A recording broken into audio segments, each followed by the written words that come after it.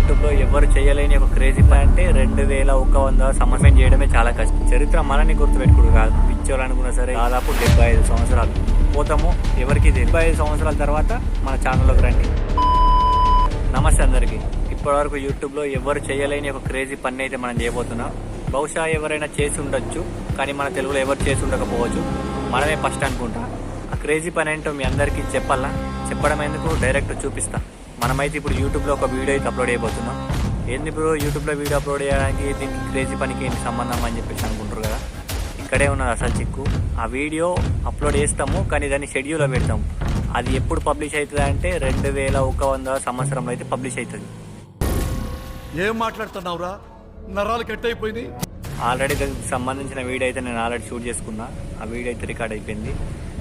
దానికి సంబంధించిన ఇప్పుడు మీకు ఇక్కడ స్క్రీన్ రికార్డ్ అయితే వస్తూ ఉంటుంది, దాని షెడ్యూల్లో పెట్టేది. కావాలంటే ఒకసారి మీరు చెక్ చేసుకోండి. ఇట్లా ఎవరైనా క్రేజీగా పని చేసిరా లేదా అనేది కూడా ఒకసారి చెక్ చేయండి. బహుశా ఎవరు చేసి ఉండకపోవచ్చు. మనం చేస్తే మనమే ఫస్ట్, లేకుంటే ఎవరైనా చేసి ఉంటే ఇక మనం సెకండ్ అన్నది. ఇట్లాంటి క్రేజీ ఐడియాలు రావడం సహజం, కానీ అవి ఇట్లా ఇంప్లిమెంట్ చేయడమే చాలా కష్టం. అసలు మీకు ఈ ఆలోచన ఎలా వచ్చింది? చరిత్ర మనని గుర్తుపెట్టుకోడు కాదు, మనమే ఒక చరిత్రలాగా కావాలా.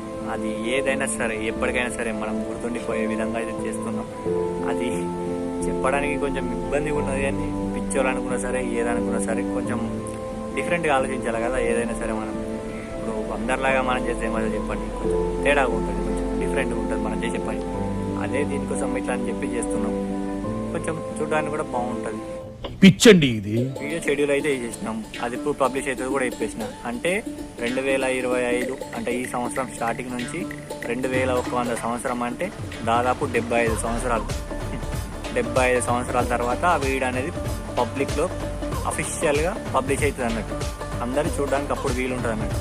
ఈ క్రేజీ పనిని ఆపే దమ్ము ముగ్గురికే ఉంది మామ. అదొకటి ప్రకృతి, రెండోది వచ్చేసి యూట్యూబ్ మామ ఎప్పుడో వరకు యూట్యూబ్ అనేది ఉంటే అప్పటిదాకా మన వీడియో అనేది ఉంటుంది. మూడో వచ్చేసి నేను పెడతా కాబట్టి నాకు తెలుసు వీడియో నేనేం పెట్టినా ఎప్పటి వరకు ఉంచాలా, ఎప్పుడు డిలీట్ చేయాలా, అది నా చేతిలో ఉంటుంది. మేము ముగ్గురం తప్ప ఎవరి వల్ల కాదు ఆ వీడియో నాపే. ఇప్పుడు కొందరు అనొచ్చు, ఏం పని లేకుండా ఇట్లాంటి పిచ్చి పిచ్చి ఆలోచనలు వస్తాయని చెప్పేసి. మీరు అందరు కరెక్టే కావచ్చు. మీ అందరికీ నేను ఒక మాట అయితే చెప్తా బ్రో. అదేంటి అంటే మనం ఏం పని చేస్తున్నాం అనేది పక్కకు పెడితే మనము ఎన్ని సంవత్సరాలు బతుకుతామో, ఎప్పుడు పోతామో ఎవరికీ తెలియదు. చివరి దాకా మనకు ఏదైనా మిగిలేదు ఉంది అంటే అదొక పేరు మాత్రమే. ఇప్పుడు ఇట్లాంటి ఒక క్రేజీ పని చేసినాం కాబట్టి గుర్తుంచుకోవచ్చు, లేకంటే ఇక తర్వాత దేవుడి మీద భారం. అది ఇప్పుడు ఇట్లా ఎవరు చేయలేరు కావచ్చు, మనం చేస్తున్నాం, అదొక పేరులాగా మిగిలిపోతుంది. అట్లా ఆ ఉద్దేశంతో ఈ వీడియో అనేది చేస్తున్నా. ఇంకోటి, ఈ వీడియో ఎవరన్నా చూడాలనుకుంటే, అంటే ఇప్పుడు మనం అప్లోడ్ చేసిన వీడియో చూడాలనుకుంటే తిరిగి 75 సంవత్సరాల తర్వాత మన ఛానల్లోకి రండి.